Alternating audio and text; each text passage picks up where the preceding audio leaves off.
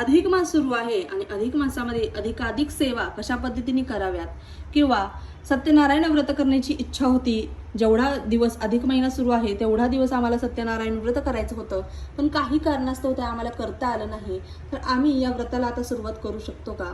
तर हो, जितके दिवस तुम्हाला मिळतील या अधिक महिन्यामध्ये तितक्या दिवसांचा संकल्प करून किंवा तुम्ही 3, 5, 7, 11, 9 किंवा 11, 21 अशा पद्धतीने संकल्प करून तुम्ही सत्यनारायण हे व्रत करू शकता.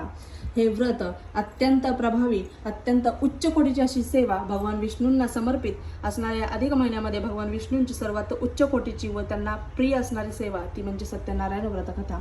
यामुळे तुम्हाला तुमच्या जीवनातील सर्व दुःखांचा नाश होऊन आर्थिक परिस्थिती सुधारते, संतानहीन लोकांना संतान प्राप्ती मिळते आणि तुम्हाला तुमच्या ज्या तुम्ही जे काही इच्छा प्राप्त करण्यासाठी ही सेवा करता ती इच्छा देखील तुमची लवकरात लवकर पूर्ण होण्यास सत्यदेव मदत करत असतात, सत्यनारायण मदत करत असतात, भगवान विष्णू मदत करत असतात.